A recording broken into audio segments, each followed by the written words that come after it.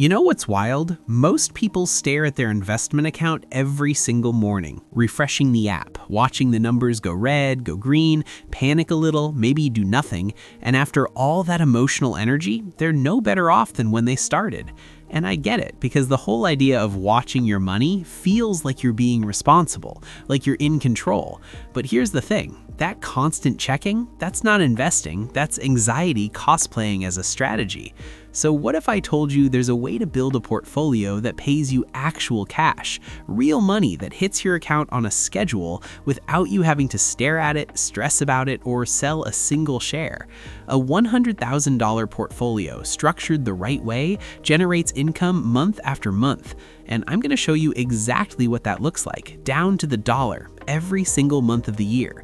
By the end of this video, you're going to know exactly which stocks are inside this portfolio, how much they pay and when, and this is the part most people completely skip over, what that same portfolio looks like in 10, 20, and 30 years if you just leave it alone.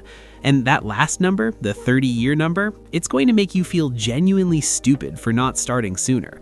I'll just say this, we're talking $2.76 million and over 10 grand a month in income without adding a single extra dollar after year one.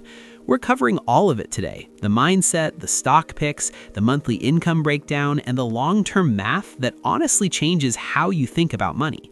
My name is Jake, and I spend way too much time thinking about how regular people can actually build wealth without needing a finance degree, a hedge fund manager on speed dial, or a spare $1 million sitting around. If you're someone who works hard, saves what you can, but still feels like money is something that happens to you instead of something you control, hit that subscribe button and give this video a thumbs up if it helps you out. All right, let's get into it. Look, before we talk about a single stock ticker, I want to make sure we're on the same page about why this approach works. Because if you don't understand the foundation, you'll bail the moment things feel boring. And this strategy is intentionally a little boring. Here's the core idea. Dividends are companies literally paying you for owning their stock.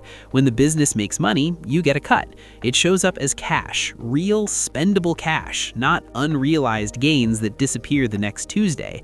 Actual money. Now, here's what most people don't realize. The power isn't even in the cash itself. The power is in what you do with it while you're still building. When you enroll in something called a DRIP, a dividend reinvestment plan, every single payment you receive automatically buys more shares instead of sitting in cash.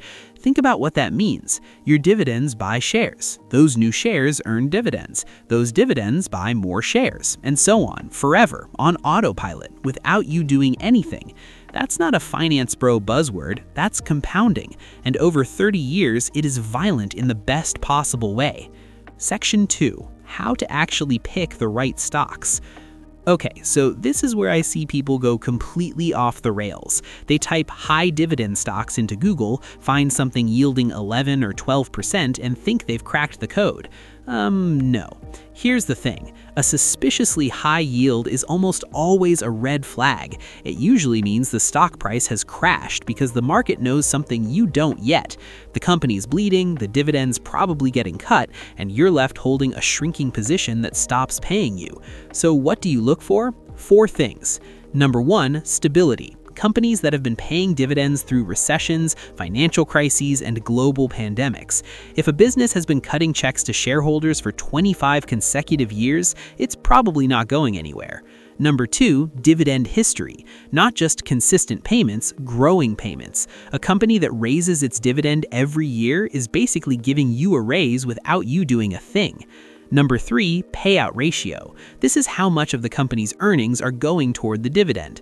You want that number below 60%. If it's above 80 or 90%, there's no cushion. One bad quarter and that dividend disappears. Number 4, diversification. Consumer goods, healthcare, utilities, real estate, industrials. You want a spread, because when one sector gets hammered, the others can hold the income steady. And one more thing most investors ignore, payout timing. Some stocks pay monthly, most pay quarterly. If you don't understand the schedule, you'll have months where nothing comes in and months where 3 checks land at once.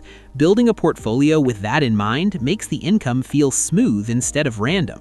Section 3. The exact portfolio. $100,000, 10 positions, 4 categories. Category 1, the anchor, Dividend ETF, SCHD, the Schwab US Dividend Equity ETF, 3.75% yield. This is the foundation. SCHD doesn't just pick dividend stocks, it filters aggressively. Financial strength, sustainable payout ratios, consistent cash flow. It's like hiring a really picky stock screener to do the hard work for you. Lower risk, instant diversification, rock-solid income base. Category 2, blue chip dividend stocks.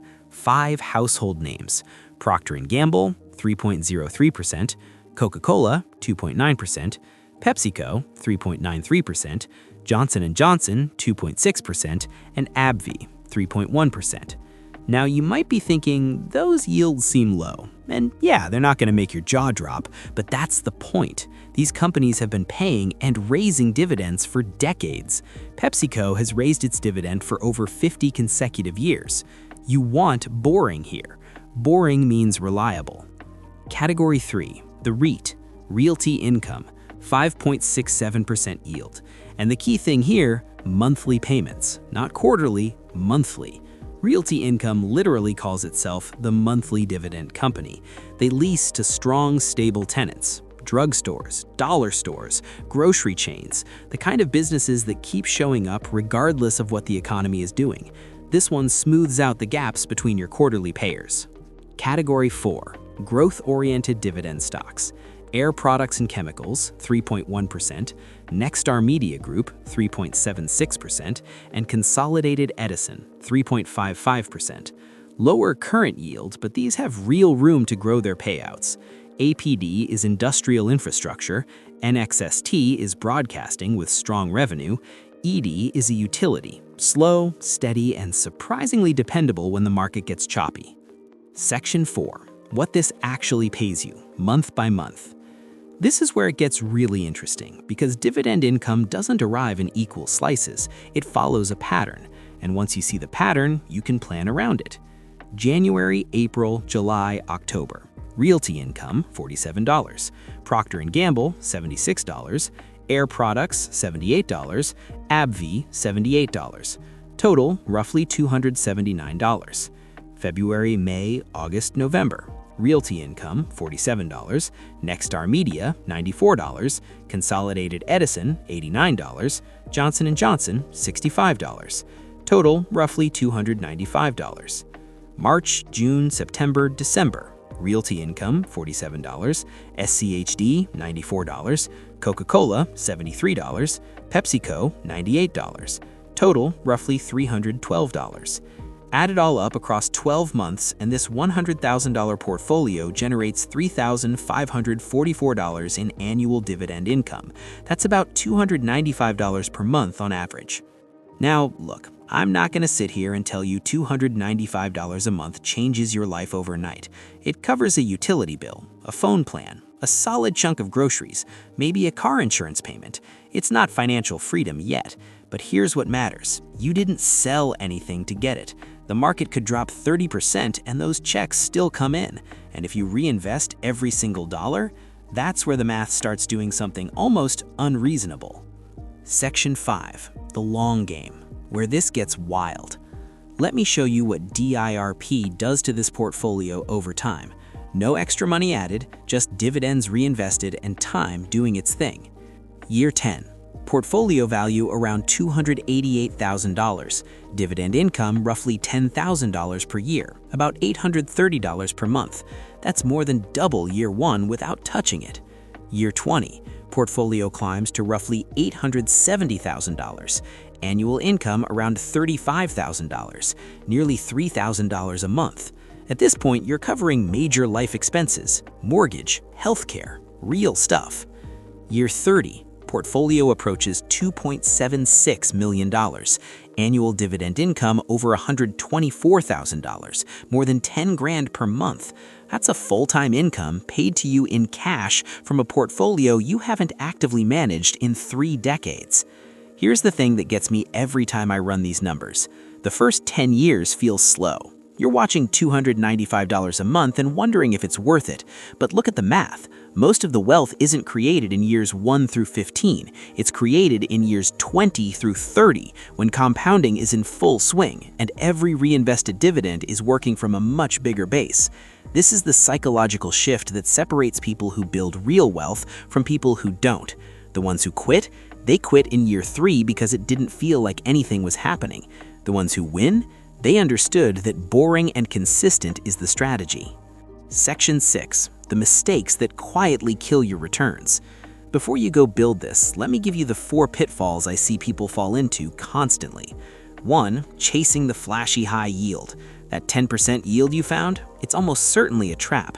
Stick below 6 to 7% for most positions and make sure the payout ratio supports it. 2. Ignoring payout schedules. If every stock you own pays in March, June, September, and December, you're going to have empty months. Map this out before you build. 3. Concentrating in one sector. A lot of people build dividend portfolios that are basically just utilities and REITs. That's not diversification. One rate hike cycle and your whole portfolio bleeds. 4. Taking dividends as cash too early. Look, I understand the temptation. Cash in the account feels real, but every dollar you pull out in year 3 is potentially hundreds of dollars you're removing from your year 20 balance. Reinvest until the income is genuinely replacing something you need it to replace. Here's the bottom line. A $100,000 dividend portfolio built the right way starts paying you from month 1.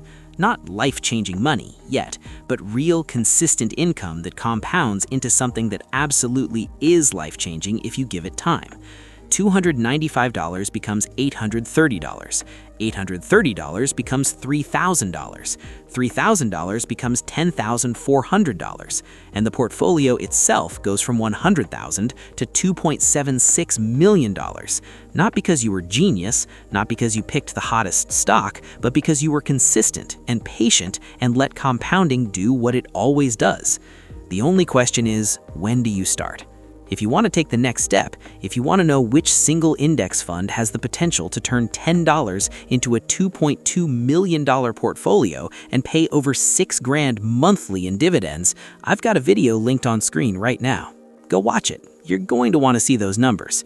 And if this video helped you think about your money differently, hit that like button. It genuinely helps more people find this content. Subscribe if you haven't already, and I'll see you in the next one.